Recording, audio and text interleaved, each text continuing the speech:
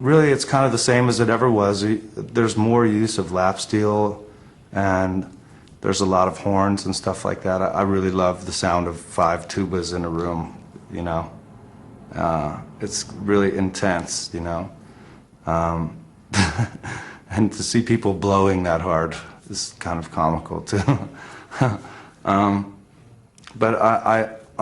So it's almost the same sort of instrumentation, just, you know, like on 13 instead of 10, you know.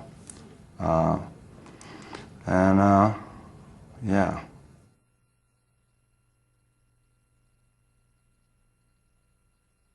No, I played a lot of bass on this record. Troy played a lot of bass. Alan Johannes played a lot of bass. I think the reason to do that is because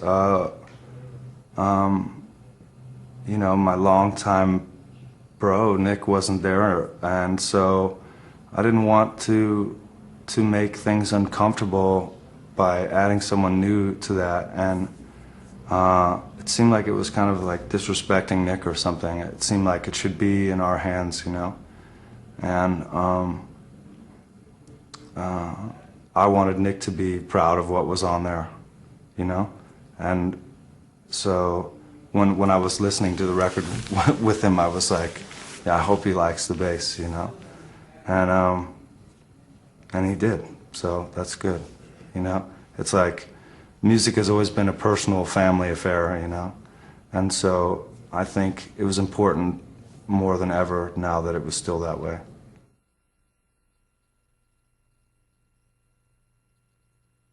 I love the desert because in its primary situation there's nothing out there, and so we went out there to just play, and you know, I think it was important to move our own gear and into the studio out there in the desert where we were rehearsing at the Rancho, and just play together and sort of be together, and have cell phones not work and not have too many. It's almost like make it hard on yourself by making it easy again, you know.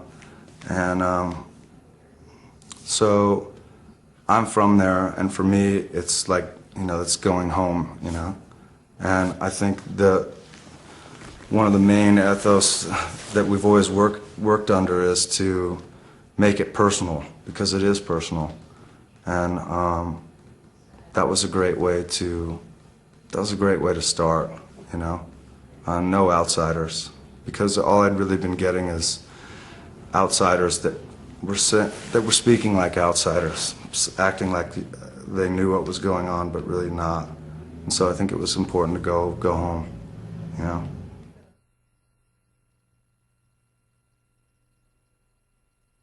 Well, the fantasy element that's there, I think, is just to sort of encourage more mystery in rock and roll. And there were some things I wanted to say, and there's so much direct stuff that's already on the record. But some of the stuff I wanted to say, I didn't want to say directly, because I just didn't want to make that type of record. I'd rather say burn the witch, you know? And so I think it is this fate that I'm reading these fairy tales, and that some of the stuff I had to say, I would rather do like a Brothers Grimm fairy tale. It's a warning. And for me, for you, for everybody. And I'd rather ask a question than answer one, you know?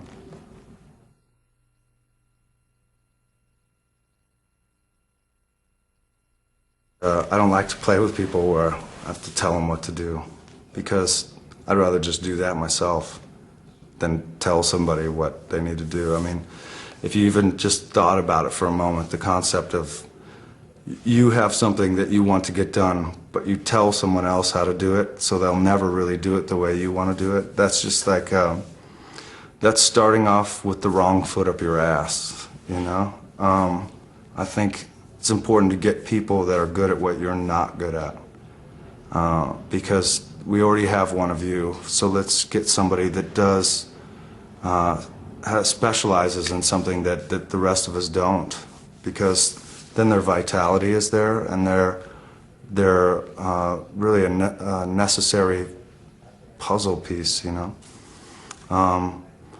And I think specializing is a great thing. And I love to work with people. I love people. I like to collaborate.